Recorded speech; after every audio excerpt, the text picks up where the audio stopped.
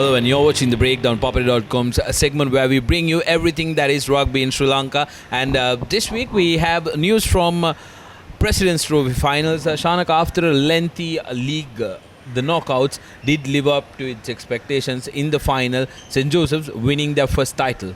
Yeah, it was a close game, and congratulations to the Joes as well, because this was something that they were waiting for a long time. They've been building up to this over the last couple of years or so. They've had sides that have been getting better and better and better. And this was their first entrance into a final, and they capped it off with a win. And I think it, as you said, Sudarshan, it was a long season. And I think St. Joseph's peaked at the right time to win the knockout. I think they would have liked to peak a little bit earlier to make more of a dent in the league. But I think this is as good as it gets for them.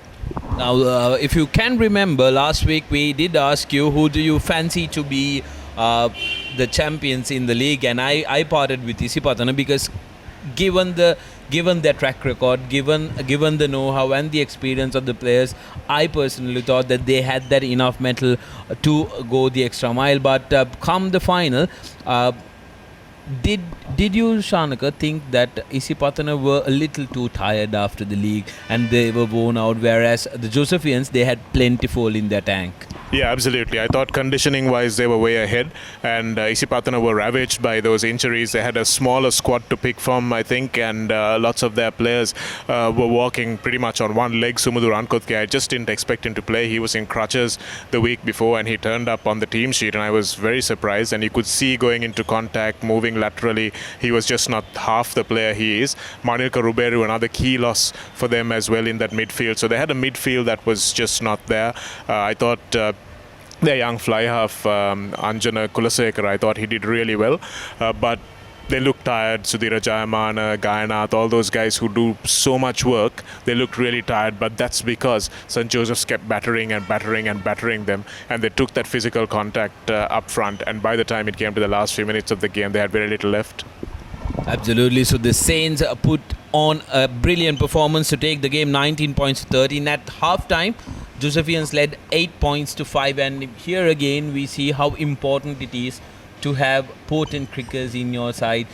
Josephians had the luxury of having more than one because they had Sachit Silva and also Chatura Seneviratne who had big boots on there.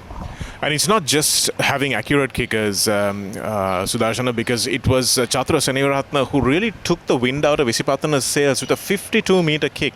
And more than just the 3 points, it's knowing that a guy can punish you from that distance, seeing a kick going over from that distance. It's really demoralizing when you're just standing there and you're just watching the ball fly over your head and it's powerless. And then the referee blows the whistle for half-time. That was really where I thought St. Joseph's won the match, because Isipathana, you could see their body language flop at that point, and the next 40 minutes was just too much for them. So there you go. That was the story where St. Joseph's clinched their first silverware when it came to a major final in A Division, and they will be very happy. So congratulations to Joes, and we will be looking forward to a better team next year where they will be able to make a bigger impact in the league. Well, they're losing 12 players is what I heard from Dinuk D.S. Vijayaratne, who is part of their rugby advisory committee, the head of their rugby advisory committee. But they've got good under-18s. So I think this is the start of something big perhaps for St. Joseph's, that they're going to just go from strength to strength. Because sometimes you just need to win that first trophy to keep winning a few more. So maybe this is the start of the road for them. This weekend, Shanaka, now that the 15s are done, 7th tournament for 2017 will happen here in Colombo, Sri Lanka Schools A Division 7th tournament on the 1st and the 2nd at Racecourse. Difficult to call because we haven't seen much of 7th from the schoolboys. Who do you think will have a big impact in this tournament? Well, before going into the impact on the tournament, Sudarshan, I think it's not great that you have to play a 7th tournament or a 7th season immediately after your 15th season, because you've got some boys who've had a terribly long season. 7th is generally where you get your cardio base up for your 15th season, and it would be lovely that if they could invert that and play the 7th properly beforehand. But that's not the case, and that's just the way it is. But given the kind of man-for-man capabilities, I think St. Joseph's will be one of the surprise packages in the sevens format because they look in good condition still. They haven't left too much on the park over the course of this long 15th season. I think Isipathana will struggle a little bit. Look for teams like Zahira to make an impact as well because they've got some really big runners on their team, and if they use the right tactics, they could get over some of the more fancied teams on their day. Trinity also will probably field a young team in this competition, and they have a bit of a way to go, I think, Sudarshana, judging by the way they lost against St. Peter's. And look for St. Peter's as well. I think they've got some good broken field runners, Tikshana Dasanayaka, they've got Diat Fernando. Those guys may make a difference. And also Royal coming into play, league champions. They have the likes of Sabit Feroz. They have the likes of Tuleb Hassan, Janadu Dilshan in their ranks as well. So they will be a force to be reckoned with. And also don't forget the traditional sevens outfits like Vidyartha College are coming into the mix. They will want something to show for their season. So it's going to be interesting. We will bring you live coverage on www.thepapare.com on the second day where all the knockout games will happen. So stay tuned, and we will be bringing you live action from Racecourse. We move on to one of the more interesting tournaments in Sri Lanka. Sri Lanka Super Sevens, which was kick-started last year, makes it return this year. Yeah, it looks like it's going to be a fantastic tournament, doesn't it? Because all the players look forward to this tournament. It's a big payday for them, and so they want to perform well also. So we've got we've got the auction, we've got the whole drama surrounding the franchises, and that's always good to see that there is something going on off the field as well in terms of entertainment value for the spectators. So it's going to be a big tournament. It's going to be a quality tournament because the players are pretty much evenly divided, which is not something you find in the club competition. So I think you're going to see some really outstanding sevens play because the foreign players are going to come in and add a lot of spice to this as well. Adding on to what you said, Shanaka, absolutely, where the players are divided equally. So there is going to be some balance in the tournament where anybody will be able to clinch it. So how important do you think it is for this tournament to travel to Kandy this time? Because the two-legged tournament has moved to Kandy for the first time.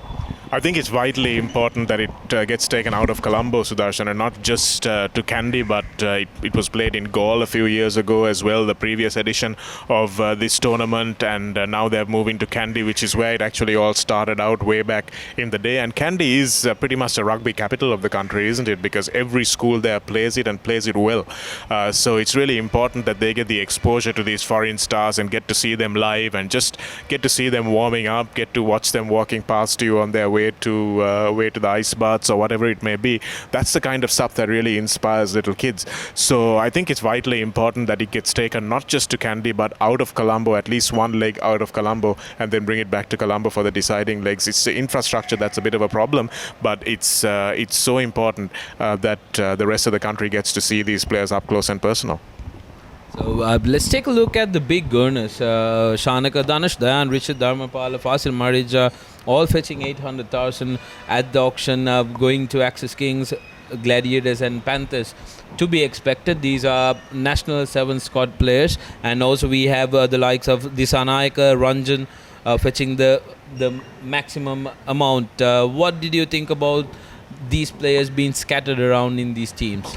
Well, I think it's great that they are scattered around. I mean, imagine a three-quarter line that's got Danush Dan, Richard Dharmapala and Danushka Ranjan together. You don't want that in one franchise. So the fact that they're all over the place is good, and it's going to give some great competition because there's competition for them to get picked for the national sevens team. They're playing against each other. So look for these guys who are maybe teammates normally to go pretty hard at each other, because that's something you see at the New Zealand franchise levels of Super Rugby, and that's what raises the quality of the international game for them. So I think it's going to be really important that these guys go at each other, and their competition is tough.